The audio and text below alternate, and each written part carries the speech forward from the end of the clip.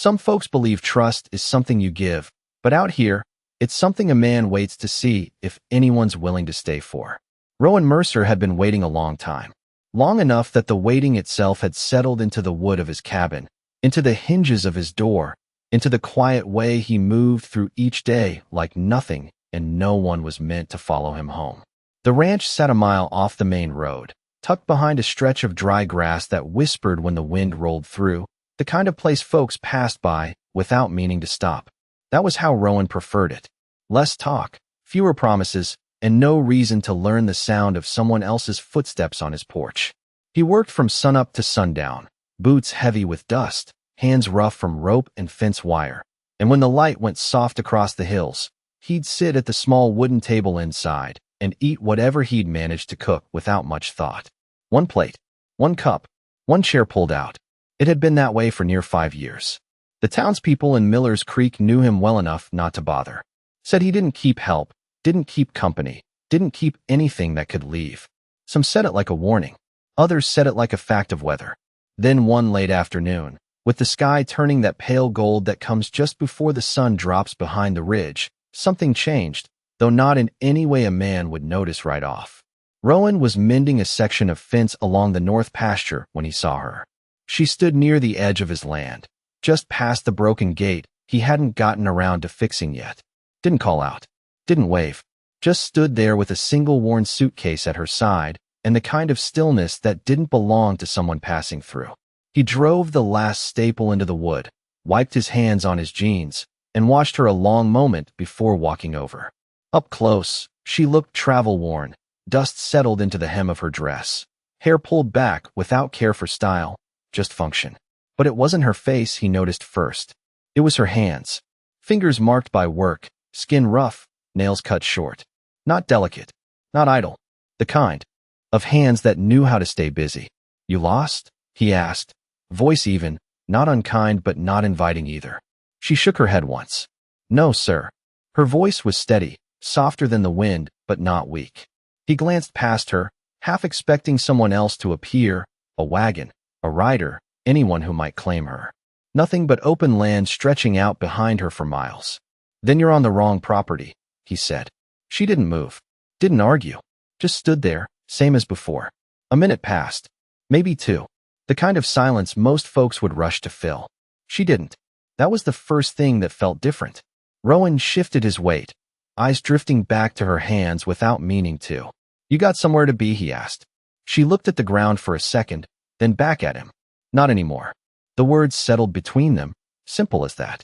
No story, no pleading, no explanation offered up to make things easier for him. Just the truth, laid out plain. The wind picked up, brushing past them, carrying the faint smell of dust and distant cedar. Rowan let out a slow breath he hadn't realized he'd been holding.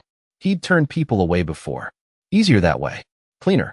But something in the way she stood there, not asking, not expecting, made it harder to do this time. He nodded once toward the cabin. "You can stay," he said, already turning back toward the fence like the decision didn't weigh anything at all. "But don't expect anything."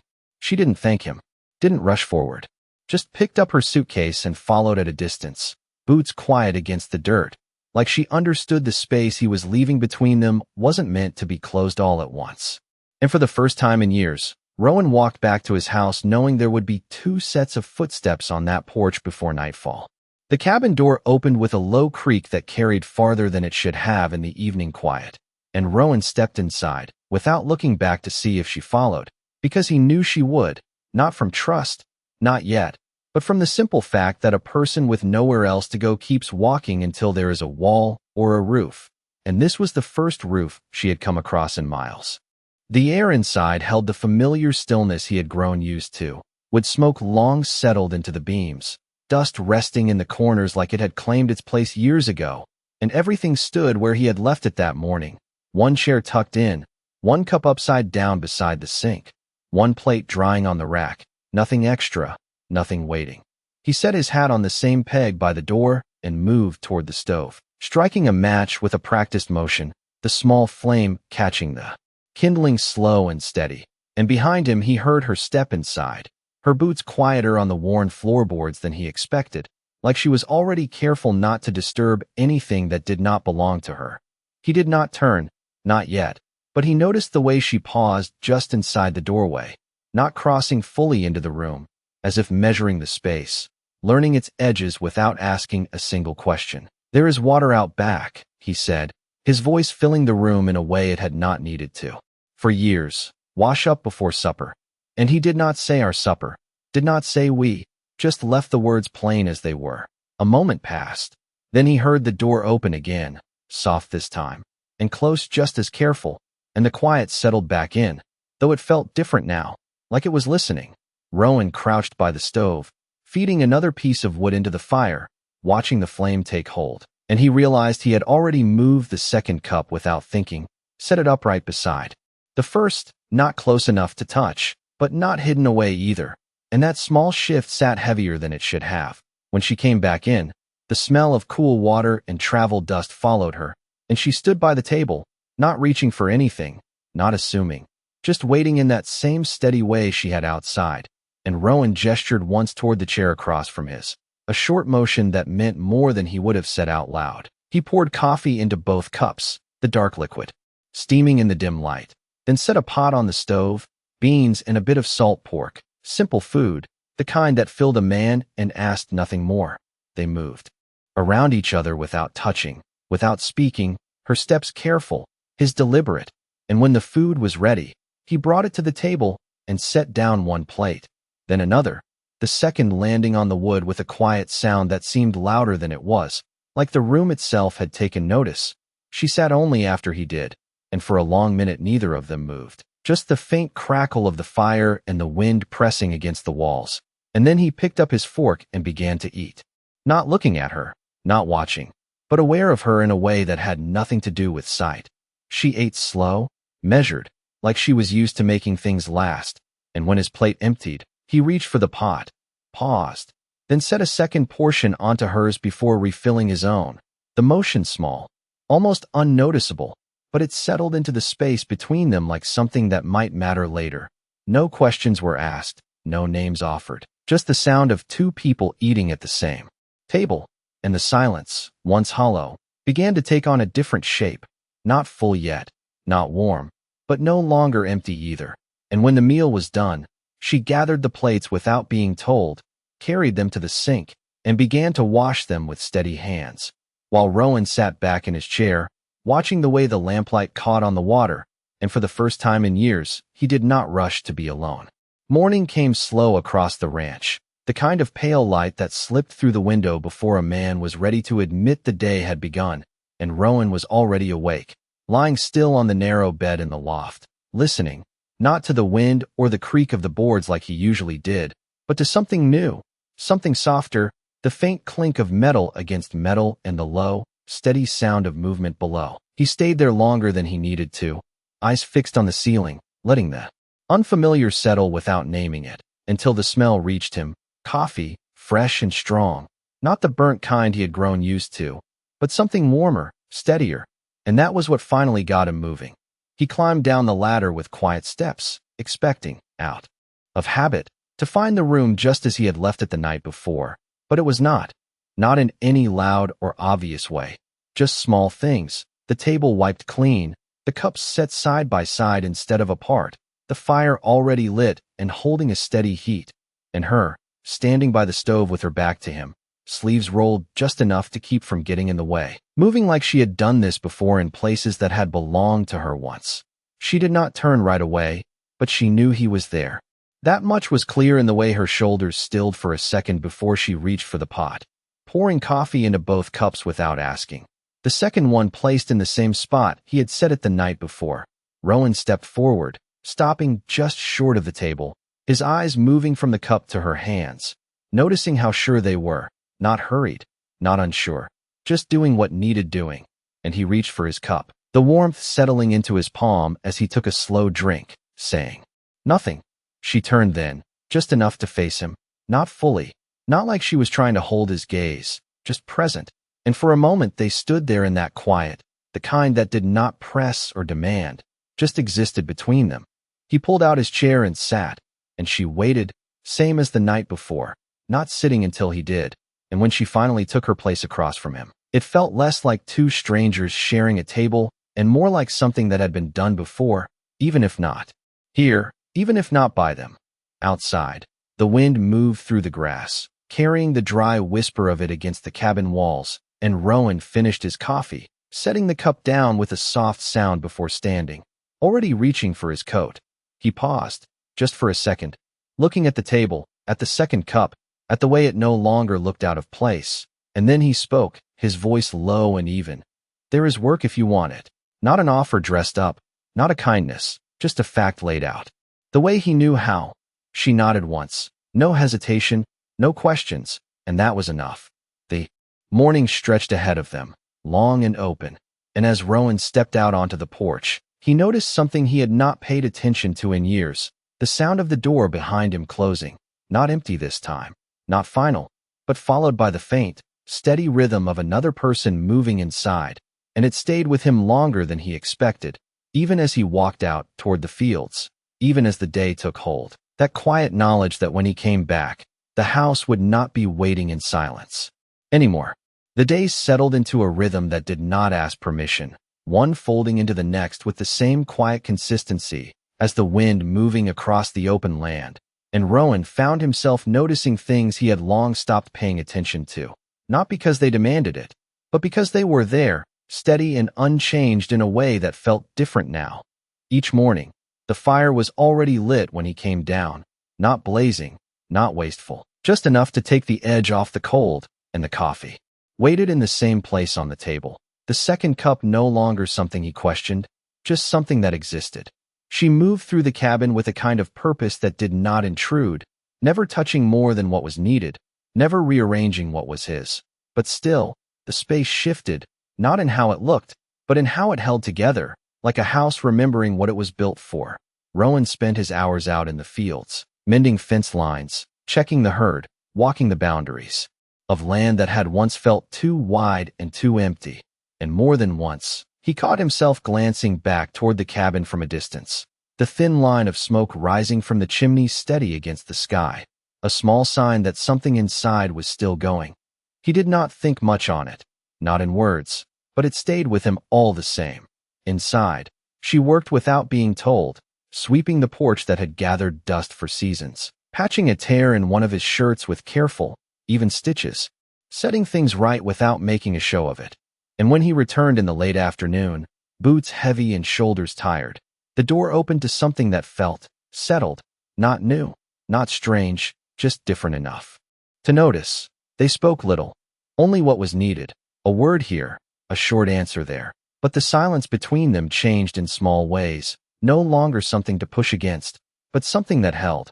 One evening, as the light faded slow across the hills and the air cooled just enough to carry the scent of dry grass and distant cedar, Rowan stepped inside to find her by the table, not working, not moving, just standing there with his coat in her hands, the sleeve turned inside out where a seam had come loose. And for a moment he stopped, watching the way her fingers moved, steady and sure, guiding the needle through the fabric like it mattered. She looked up then, not startled, just aware, and held the coat out toward him without a word. He took it, his hand brushing against hers for the briefest second, rough skin against rough skin, and something in that contact stayed longer than it should have, a small thing, easy to miss, but not gone. He nodded once, a quiet acknowledgement, and hung the coat on its peg, the same place it had always been, though now it felt less like something left behind and more like something waiting. Supper came and went the same as before. 2 plates, 2 cups, the sound of forks against enamel, the fire low and steady, and when he finished, he did not stand right away, did not move to leave the room as quickly as he once had, but stayed there a moment longer, his hand resting on the table, his eyes drifting not to her face, but to the space between them, the place where silence had begun to change its meaning. And though he did not say it, did not even name it to himself, Rowan realized something had shifted, not in a way that could be seen all at once, but in the quiet, steady way things do when they are built to last. It was sometime near the end of the second week when Rowan noticed the first change that did not come from her hands, but from his own, though he would not have called it that if asked, not then, not out loud. The morning had started like the others, pale light through the window, coffee already poured. The quiet settled in a way that felt almost familiar now. And he had taken his place at the table without thinking, reaching for his cup before she sat, then stopping, just for a second, the motion hanging there unfinished. He set the cup back down, fingers resting against the warm metal, and waited, not looking at her, not making a point of it, just waiting. She moved as she always did, steady and unhurried, taking her seat across from him, and only then did he pick up the cup again, taking a slow drink like nothing had changed at all, though something had. It happened again that evening, and the next day, and the day after that, small pauses that slipped into place without announcement, without reason he could name, but they stayed, and the house seemed to notice, holding those moments the way it held the warmth from the stove. She did not comment on it, did not look up or linger on the shift, just continued as she had from the start, working where work needed doing, speaking only when there was something worth saying, and in that quiet, Rowan found himself watching more than he meant to, noticing the way she set things down instead of dropping them, the way she wiped the table even when it was already clean, the way she folded a cloth twice before placing it aside, as if order itself was something she trusted.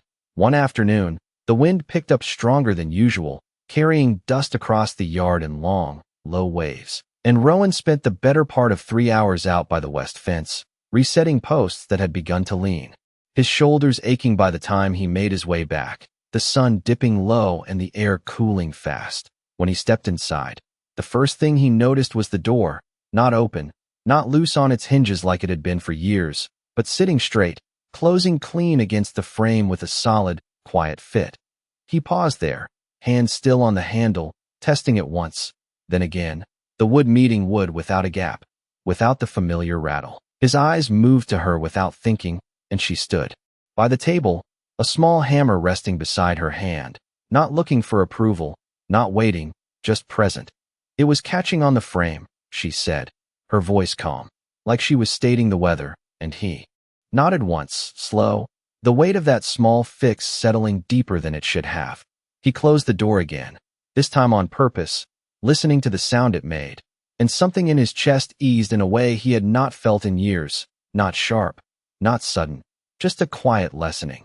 Supper came as it always did, 2 plates, 2 cups, the fire low and steady, and when he sat, he noticed the chair across from him had been pulled out just a little, not enough to stand out, just enough to be ready. He did not comment, did not look at her, but he sat a second longer before picking up his fork, letting that small readiness settle in the space between them.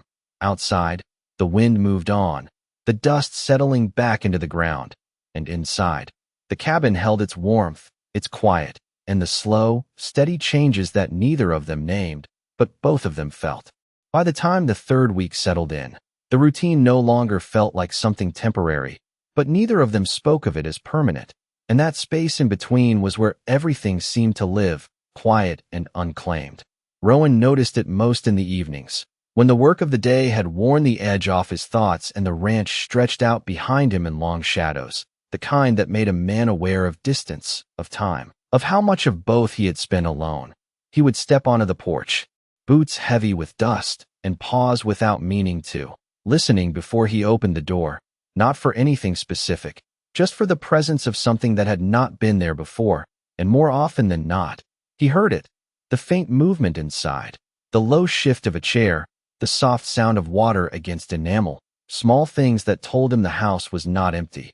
Inside, the lamplight would already be on, not bright, just enough to hold back the dark, and she would be there, moving through the space like she had learned its rhythm without ever asking for it, never taking more than what was offered, but never holding back from what needed doing either. That evening, the air carried a sharper chill, the kind that hinted at a change in season, and Rowan set his hat down slower than usual, his eyes drifting toward the table where 2 cups already waited, steam rising in thin, steady lines. He crossed the room and took his seat, his hand brushing the edge of the second cup before he picked up his own, a small contact that lingered in his awareness longer than it should have. She sat across from him, the same as always, not meeting his eyes, not avoiding them either, just present in that steady way that had become familiar. Supper was simple, beans and bread, nothing that called for comment, and they ate in the same quiet that had come to hold something more than it once did. Halfway through the meal, Rowan reached for the bread, then stopped, his hand hovering just above the plate, and without looking up, he shifted it slightly toward her side of the table before taking a piece for himself. The motion unspoken, unremarked, but it settled into the space between them like a stone placed carefully in a wall. She noticed, though she gave no sign beyond taking a piece after him, her movements unchanged, but something in the timing aligned where it had not before. After supper, she rose to clear the table, and Rowan remained seated a moment longer than usual, his fingers resting flat against the wood, feeling the faint warmth left behind, and he realized, not in words, but in something quieter, that he was no longer counting the days since she had arrived. The thought passed through him like a shadow, there and gone, but it left something behind, a kind of stillness that was not empty. Later, as the night settled in and the wind pressed steady against the walls, Rowan found himself by the door, checking the latch out of habit, the same motion he had repeated for years, once, then twice, making sure it held. But this time, when he turned back toward the room, his eyes did not go to the empty chair, but to the one across from it, the one that was no longer empty, and for a moment, he stood there, not moving, just taking in the quiet, the fire low, the lamp dim, the sound of her folding a cloth by the table, and something in that ordinary moment held him in place longer than any silence ever had before. The change came quiet, the way most things did around the ranch, not with a moment a man could point to, but with something that settled in over time until it was simply there, and Rowan did not notice it all at once. Not until one evening when the sky turned a deeper blue than usual, and the wind carried the kind of stillness that comes before a long night. He had stayed out later than he meant to, finishing a stretch of fence along the far end of the property, and by the time he made his way back, the first stars had already started to show, faint and steady above the dark line of the hills. The cabin stood ahead of him, a single light in the window, not bright, just enough to mark its place against the open land, and Rowan slowed without meaning to, his steps easing as he drew closer, his eyes fixed on that light in a way that felt unfamiliar, like it mattered more than it should. When he reached the porch, he did not go in right away, his hand resting on the door, listening, and there it was again, that quiet presence. Inside, the soft movement of someone who belonged to the space without claiming it, and something in his chest shifted, not sharp, not sudden, just enough to notice. He stepped inside and closed the door behind him, the latch settling with that same solid sound she had fixed days before, and the warmth of the room met him, the fire low and steady, the table set, 2 plates already in place. She stood by the stove, stirring something slow, the scent of it filling the air, simple and clean, and she glanced toward him, not surprised, not questioning, just aware. He took off his coat and hung it on the peg, his eyes moving, not to the room, but to the space across from him at the table, the chair pulled out just enough, waiting. He crossed the room and sat, the wood creaking under his weight, and for a moment he did nothing, just rested his hands on the table, feeling the grain beneath his palms, grounding himself in something he did not need to name. She brought the food over, setting his plate first, then hers, the motion the same as always, and sat down across from him, the quiet settling between them like it had every night before, but not the same as before. They ate without speaking, the sound of their forks the only thing breaking the stillness. And halfway through the meal, Rowan looked up, not fully, just enough that his eyes met hers for the briefest second, and in that moment, there was no question, no demand, just recognition, the kind that does not ask for anything in return. He looked back down at his plate, the moment passing, but not gone. After supper, she stood to clear the table, and he remained seated, watching her hands move, steady as ever, and when she reached for his plate, his hand moved before he thought about it, lifting it slightly, making it easier for her to take, a small thing, barely worth noting, but it stayed with him all the same. Later, as the night settled in and the wind pressed against the walls, Rowan found himself at the window, looking out over the dark stretch of land that had always felt like his alone, and for the first time, it did not feel quite as empty, not because anything had changed out there, but because something had changed in here, in the quiet space behind him. in the sound of her moving softly through the room, in the steady presence that did not ask to be kept, but did not leave either. And Rowan stood there a long moment, the glass cool beneath his hand, knowing without saying it that whatever this was, it was no longer something passing through, but something that had begun to stay. The first time she left the ranch, it was not something Rowan expected to notice, but he did, not when she walked out, not when the door closed behind her with that same steady sound, but later, when the day stretched longer than usual and the rhythm of the place felt just a little off. The morning had begun the same as any other, coffee on the table, the fire already holding a low, even heat, and she had moved through the room with that quiet purpose he had come to rely on without naming it. But after breakfast, instead of turning to the usual work, she paused by the door, her hand resting lightly against the frame. "I will be back before dark," she said, her voice calm, not asking, not explaining, just stating what would be, and Rowan, standing near the table, nodded once, his eyes not quite meeting hers, not questioning, just accepting the words the way he accepted the weather, as something outside his say. He watched her step out, the sunlight catching the edge of her dress. Then the door closed, and the house settled into a quiet that felt older, like something he remembered but had not missed until it returned. He went about his work the same as always, checking the herd, walking the fence line, fixing what needed fixing, but the day did not move the same, not in a way he could explain, just a slight shift, like a step taken out of rhythm. More than once, he found himself glancing back toward the cabin from across the field, expecting to see that thin line of smoke rising from the chimney, and when he did not, something in him noted it, not sharp, not uncomfortable, just aware. By late afternoon, the sky had begun to turn that soft, fading gold, and Rowan made his way back, his boots slower than usual against the dirt, his eyes moving ahead of him to the house. And for a moment, he stopped, the porch empty, the window dark, and the stillness pressed in, familiar and not. He stepped inside, the door closing behind him with that same solid sound. But the warmth was gone, the air cooler, the fire reduced to low embers, and the table held only one cup, set where it always had been before. And Rowan stood there longer than he needed to, his hand resting on the back of the chair across from him, the one that had been pulled out each day without fail, now pushed in, neat, unchanged. He moved through the room, slow, not searching, just noticing, the absence of small things, the quiet too wide again, and he found himself reaching for the kettle, filling it, setting it on the stove, motions he had not needed in weeks, the sound of the water heating the only thing breaking the stillness. When the coffee was ready, he poured it into his cup, then paused, his hand hovering over the second, and after a moment, he filled that one too, setting it down in its place without thinking, as if the act itself held something steady. He sat, taking a slow drink, his eyes drifting to the door every so often, not waiting, not expecting, just aware of time in a way he had not been before.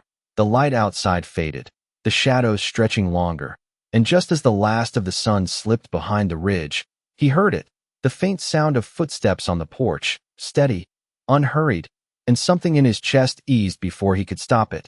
The door opened, and she stepped inside, carrying a small bundle wrapped in cloth, dust on the hem of her dress, her movements the same as always, as if nothing had changed at all. She closed the door behind her, the latch settling into place, and for a moment, neither of them spoke, the quiet returning, but different now, not empty, not wide, just enough. Rowan lifted his cup slightly, not quite a gesture, not quite a question, and she moved toward the table, setting the bundle down, unwrapping it to reveal a loaf of bread, fresh, still warm, the scent of it filling the room. "From town," she said, simple as that, and he nodded once, his hand resting back against the table, the space between them settling again into something that held, not because nothing had changed, but because she had come back. The bread changed something in the room, not in a way that could be pointed to or named outright, but in the way warmth lingers longer when it has been shared, and Rowan noticed it the next morning before he even came down from the loft, the scent of it still faint in the air, mixed with coffee and the low burn of the stove, and he lay there a moment longer than usual, listening, not for movement this time, but for the quiet certainty that it was there. When he stepped down, she was already at the table, slicing the loaf into even pieces, each cut measured, not rushed, the knife moving steady through the soft crust, and she set 2 slices on each plate without looking up, like the act itself had already been decided. Rowan paused at the foot of the ladder, his eyes drawn not to her face, but to the table, to the way the bread sat there, simple, unadorned, but new, something brought in from outside the boundaries of his land, something that had crossed distance and returned with her. He moved forward and took his seat, his hand resting near the plate, but not reaching for it right away, just feeling the presence of it there, the difference it made without asking anything in return. She sat after him, the same as always, and for a moment, neither of them moved, the quiet holding, not empty, not heavy, just steady. Then he picked up a piece, breaking it in half, the soft interior giving way easily, and he ate slow, thoughtful, like it mattered more than it should, across from him. She did the same, her movements unchanged, but something in the timing aligned again, the small, unspoken rhythm that had begun to form between them. The day moved forward, work waiting as it always did, but Rowan found himself carrying that small shift with him out into the fields, the taste of fresh bread lingering longer than the meal itself. And more than once, he caught his thoughts returning to the simple fact of it, that she had gone into town and come back, not because she had to, not because he had asked, but because she had chosen to return, and that choice settled somewhere deeper than he expected. The afternoon passed under a wide, clear sky, the kind that stretched without end, and Rowan worked through it with steady hands. But when the sun began its slow descent, he finished earlier than usual, not by much, just enough that he found himself walking back before the light had fully faded. The cabin came into view, the same as always, but he noticed the door again. The way it stood straight, the way it closed clean, the small things she had set right, and when he stepped inside, she was there by the window, mending something in her lap, the needle catching the last of the light. He set his hat down and moved toward the table, his eyes drifting to the loaf, now wrapped again, resting in the same place she had set it the night before, and without thinking, he reached for it, unwrapping it just enough to break off a small piece, not for hunger, but for something else he did not name. She looked up then, not surprised, not questioning, just aware, and their eyes met for a brief second, the kind that does not hold, but does not pass unnoticed either. He nodded once, the smallest acknowledgement, and she returned to her work, the quiet settling back in around them. But it did not feel the same as it had before she ever left, and as Rowan sat there, the piece of bread in his hand, the warmth of it still faint against his palm, he understood something in a way he had not before, not in words, not in thoughts, but in the simple, steady knowing that the difference was not in what she brought back, but in the fact that she came back at all. The shift did not come from something she did that day, but from something that arrived without warning, the kind of thing a man cannot plan for and cannot turn away once it stands in front of him. And Rowan felt it first in the way the air changed, heavy and still by late afternoon, the sky stretching wide and pale, holding its breath over the land. He had been working along the far ridge, checking the cattle before nightfall, when the wind dropped off completely, leaving a quiet so complete. It pressed against his ears, and he paused, looking out across the fields, sensing something he could not yet see. By the time he turned back toward the cabin, the first low roll of thunder carried across the distance. Not sharp, not sudden, just a warning that something was coming. He moved faster then, not running, but with purpose, his boots steady against the dirt, the horizon darkening as clouds gathered slow and heavy. When he reached the porch, the first drops had begun, light at first, tapping against the wood, and he stepped inside, closing the door behind him just as the rain came harder, the sound of it rising against the roof in a steady rhythm. She was already there, standing by the window, watching the storm roll in, her hands resting lightly on the sill, and she did not turn when he entered, only shifted slightly, making space in a way that felt natural, not forced. Rowan set his hat down, water dripping from the brim, and crossed the room, stopping a few feet from her, his eyes moving past her to the dark line of the hills, now blurred by rain. The land he knew so well softened into something distant and unclear.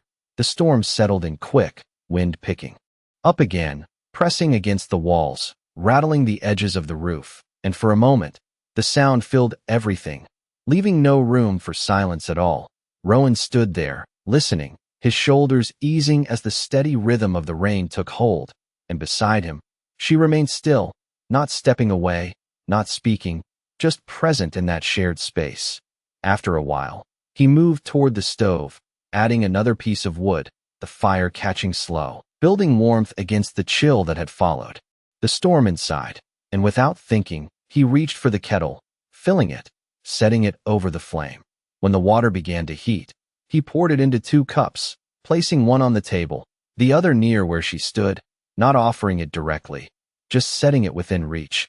She turned then, her gaze shifting from the window to the cup, and she stepped forward, picking it up with both hands, the warmth settling into her fingers. And for a moment, their eyes met again, longer this time, not searching, not asking, just holding. The thunder rolled again, closer now, but neither of them moved away. The storm outside loud enough to fill the space that words would have taken, leaving only the steady presence of 2 people standing in the same room, sharing the same moment. Later, when the rain softened and the wind eased, they sat at the table, the cups empty now, the fire low and steady. And Rowan found himself not reaching to stand right away, not moving to step back into the distance he had kept for so long, but staying there, his hand resting on the wood, aware of her across from him in a way that no longer felt like something to guard against. And as the last of the storm passed beyond the hills, leaving the night clear and still, Rowan understood, not in words, but in something quieter, that this was the first time in years he had not waited for the silence to return, because it no longer felt like something he needed to endure alone. The morning after the storm came clear and quiet, the kind of stillness that follows a night of heavy rain, when the ground holds the moisture and the air feels cleaner than it has in weeks. And Rowan stepped out onto the porch with his usual habit, pausing just long enough to take in the land before the work of the day began. The sky stretched wide and pale above him, the fields darker from the rain, the fences holding steady where he had last checked them, and for a moment, everything felt as it should, familiar, unchanged, and yet not quite the same. He turned back inside, the door closing behind him with that same solid sound, and she was already at the table, the coffee poured, the bread from town set out again, sliced thinner now, making it last, and he took his seat without speaking, his hand resting near the cup, the warmth already there waiting for him. They ate in the same quiet that had come to hold something steady between them, the kind that did not need filling, and when he finished, he did not rise right away, his fingers tracing lightly along the edge of the table, as if measuring something that had no clear shape. She gathered the plates as she always did, moving with that same calm purpose, and when she turned back toward the sink, he spoke, his voice low, not breaking the quiet so much as settling into it.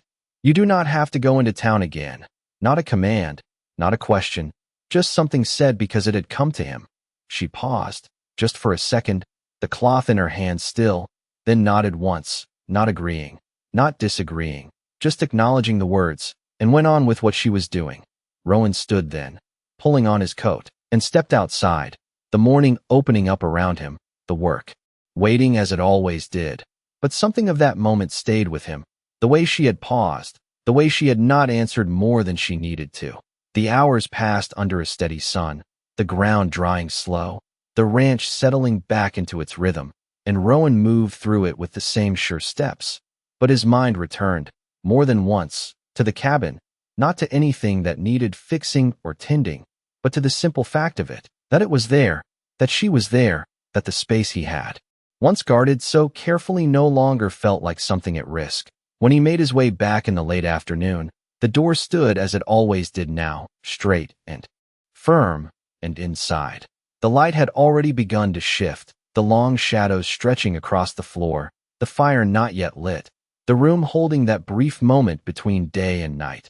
She stood by the window again, looking out over the fields, her hands resting lightly at her sides, and he stepped in without speaking, setting his hat down, his eyes moving, not past her, but to her, and then beyond, taking in the space as a whole.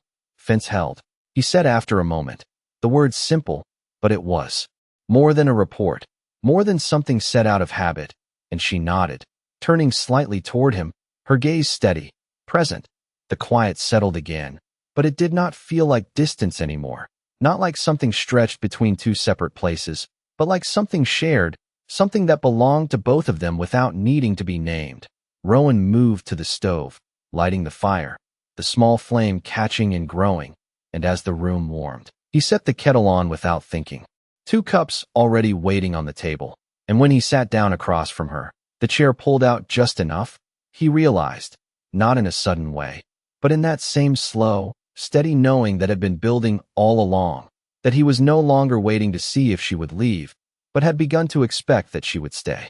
The realization did not come in a single moment, not with a word or a gesture that could be pointed to and named, but it settled in the way the quiet had been settling all along, slow and certain, until Rowan could no longer pretend it was something temporary, something passing through.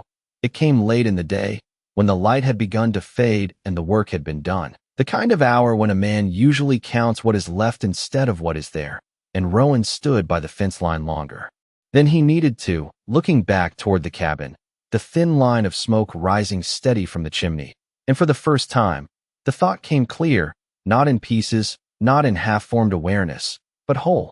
He had not asked her to stay, not in any way that meant something, not in a way that held weight, and yet she had, day after day, without question, without demand, without asking for more than what had been given. He walked back slower than usual, his steps measured, not from tiredness, but from the way his thoughts had begun to settle into something he could not ignore. When he reached the porch, he paused, his hand resting on the door, the same habit as before, but this time it was not about listening for what was inside. It was about what he was about to bring in with him. He stepped inside, the door closing behind him with that same steady sound, and she was there, as she always was, by the table, setting out the plates, 2 of them, without hesitation, without thought, as if it had always been that way.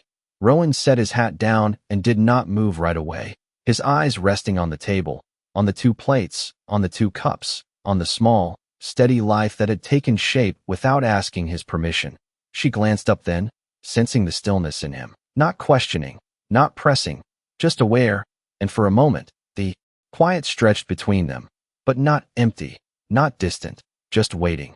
He crossed the room and pulled out his chair, sitting down slower than usual, his hands resting flat on the table, feeling the wood beneath his palms, grounding himself in something that had already taken root.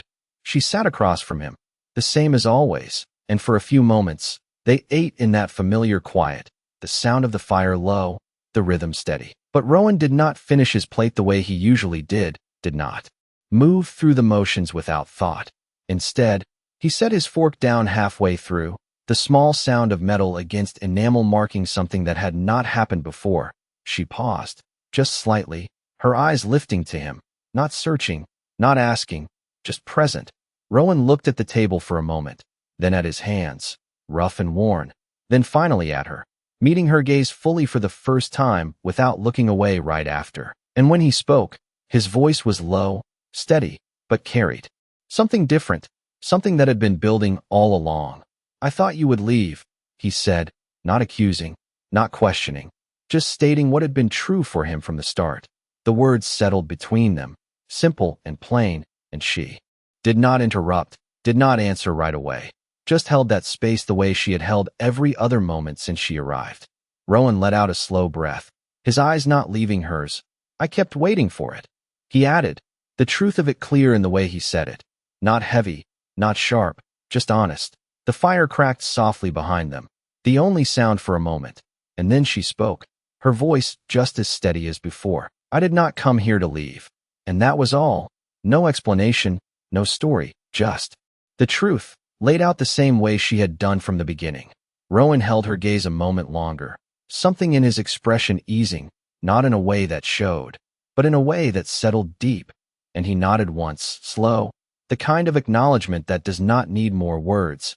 And as the quiet returned around them, it no longer felt like something uncertain, but something chosen, something that had been built, piece by piece, until it could hold the weight of what had finally been said. The next morning came without any need for words to carry what had already been understood, the light slipping through the window the same as it always had, But the room held it differently now, like something had settled into place during the night and decided to stay. Rowan woke earlier than usual, not from habit, not from the pull of work waiting outside, but from a quiet awareness that felt steady and certain. And he lay there for a moment, listening, not for proof, not for reassurance, but simply because he knew what he would hear: the soft movement below, the faint sound of something being set gently on wood, the rhythm that had become part of the place. When he climbed down, the room met him the same as it had for weeks, the fire already lit, the coffee poured, the table set.